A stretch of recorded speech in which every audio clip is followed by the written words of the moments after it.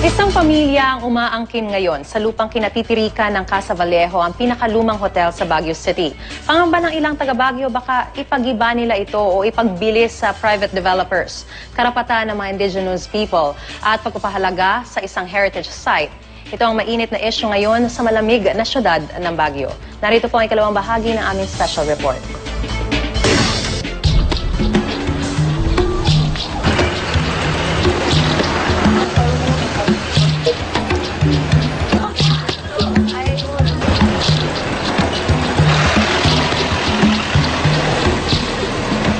Ito ang Casa Vallejo, ang pinakamatandang hotel sa Baguio City.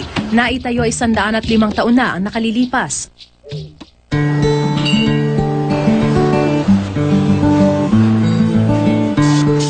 Bukod sa pagiging hotel, may sinihan din ito kung saan libreng makakapanood ng mga luma at indie Pinoy films.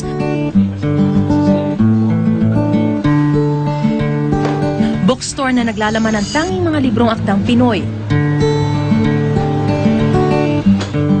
At syempre, spa para sa mga gustong mag-relax. Ilang giyera at kalamidad na ang nalampasan ng makasaysayang hotel na ito. Pero ang kasalukuyang sigalot sa lupang kinatatayuan nito na marahil ang pinakamalaking hamong hinaharap nito. Posible kasing ipasara ito. May mga haka-haka rin na tuluyan itong ipaghigiba para tayuan ng mall o di kaya opisina para sa mga call center. Iginawad ng National Commission on Indigenous Peoples o NCIP ang writ of possession sa mga di umano'y apo ni Cosen Piraso, dating leader ng mga Ibaloy na nagmay-ari raw sa lupang kinatitirikan ng Casa Vallejo bago pa man ito itinayo noong 1909. Noong January 10, paalisin na dapat ang mga umuupo pa sa lupa, pero tinutulan ito ng mga tagapamahala ng hotel. Para sa ilang scholar at leader ng mga grupo para sa heritage conservation, isa itong pagsubok para sa implementasyon ng batas tulad ng Indigenous Peoples' Rights Act. I am not here to say that we should amend the law. I think all we have to do is implement the law so that it will serve its purpose. The purpose of the law is to give justice to the people who have been deprived of their lands over time. Baguio is land scarce. Maliit na syudad na ang dami-daming tao. So, many of the immigrants, even those who have acquired land, let's say legally, are threatened by ancestral land claims. Pangamba ng ilan kapag napunta ang Casa Vallejo sa pamilyang umaangkin nito, baka ganito na rin ang sapitin ng iba pang heritage sites ng Baguio. Angkinin bilang ancestral claim, pero pagkatapos ay ibebenta sa mga korporasyon.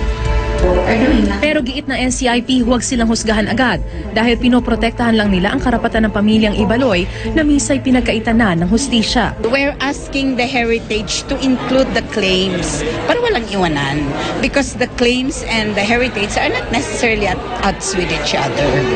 We accept that that is a heritage portion, but we also say that the whole of the city of Baguio is an ancestral land claim. Tumanggi magsalita ang NCIP sa mga detalye ng ancestral claim dahil nasa korte na ang kaso. Nag-issue na rin ang status quo order kaya nananatiling bukas sa publiko ang Casa Vallejo.